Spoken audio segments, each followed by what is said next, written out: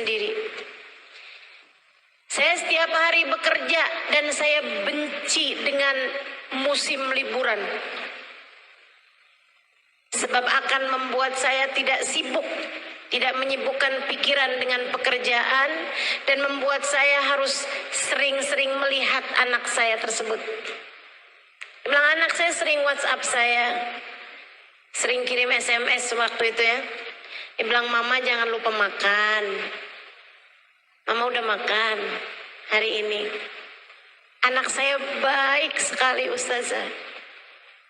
Tapi saya tak henti-henti membencinya. Dia bilang sampai satu hari, beberapa hari yang lalu, saya pulang seperti biasa. Ustazah jangan salah, dia bilang. Saya sholat, gak pernah tinggal.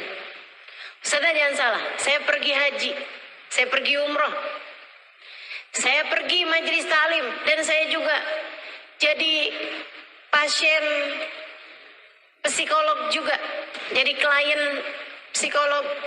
Saya juga pasien psikiater. Saya datang ke berbagai macam seminar, saya datang kepada orang-orang yang saya pikir bisa meringankan beban hati saya. Dia bilang, tapi itu semuanya tidak ada, atau belum, tepatnya belum ada yang berhasil buat saya. Dia bilang sampai satu hari, saya pulang di larut malam.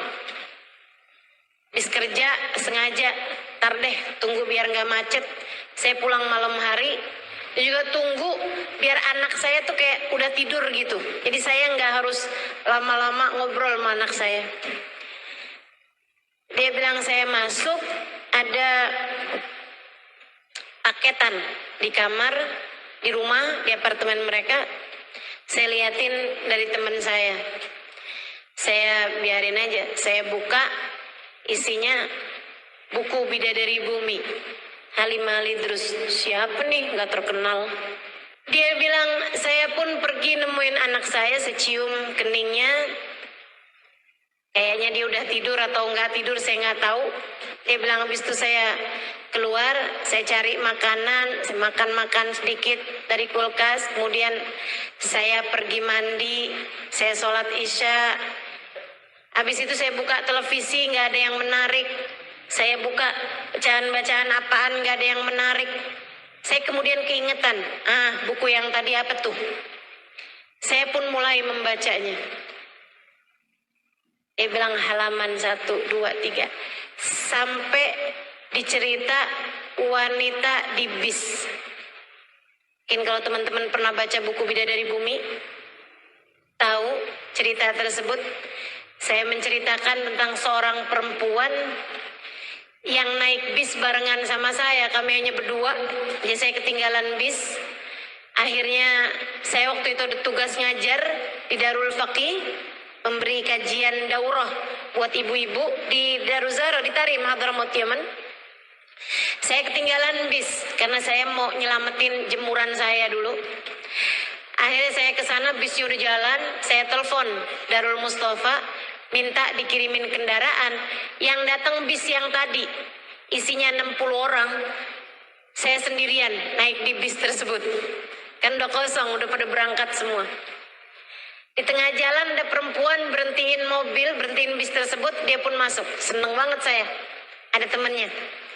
Saya pun menyapa beliau, saya bilang Assalamualaikum warahmatullahi wabarakatuh, hababa.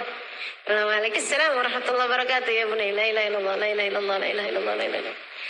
Saya sebenarnya kepengen ngajakin ngobrol, tapi lisannya sibuk berzikir, la ilaha illallah, la ilaha illallah, la ilaha illallah, la ilaha illallah. Jadi saya nggak mau ganggu. Dia duduk di bangku depan, dekatnya pintu itu, saya duduk di belakangnya. Bis pun melaju dengan kencang. Tiba-tiba lagi bis kencang, ada anak lari lewat di jalanan, nyebrang jalanan. Bisnya takut nabrak tuh anak.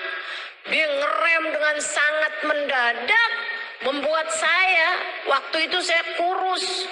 Teman-teman saya sekalian, itu saya pegangan sama itunya, sama pegangan depan itu aja kepala saya tuh terbentur sama bangku yang di depan saya. Sementara si ibu dua di depan saya itu, seorang ibu yang ada di dua baris depan saya, terjungkal, teman-teman saya sekalian.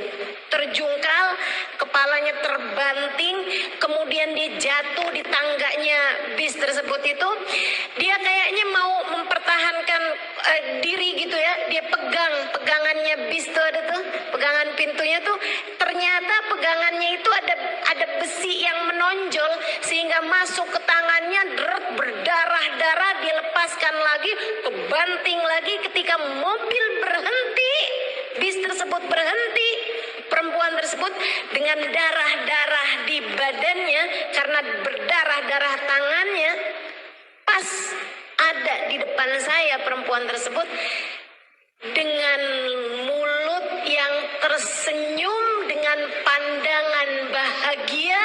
Dia bilang, alhamdulillah, makasih ya Allah, engkau begitu baik dan dermawan. Saya pas lihat dia senyum terus ngomong gitu, jangan-jangan ada yang kena sarafnya nih. Ada orang kesakitan kayak begitu mestinya badannya pasti ngilu-ngilu, sakit-sakit, bentur-bentur berkali-kali teman-teman. Dan dia senyum lebar dengan dia bilang, alhamdulillah, makasih ya Allah. Kayaknya mau mempertahankan diri gitu ya. Dia pegangannya bis tuh ada tuh, pegangan pintunya tuh. Ternyata pegangannya itu ada besi yang menonjol sehingga masuk ke tangannya, berdarah-darah, dilepaskan lagi, kebanting lagi. Ketika mobil berhenti, bis tersebut berhenti, perempuan tersebut dengan darah-darah di badannya karena berdarah-darah tangannya, pas ada di depan saya perempuan tersebut dengan mulut yang tersenyum, dengan pandangan bahagia. Dia bilang, alhamdulillah, makasih ya Allah, engkau begitu baik dan dermawan.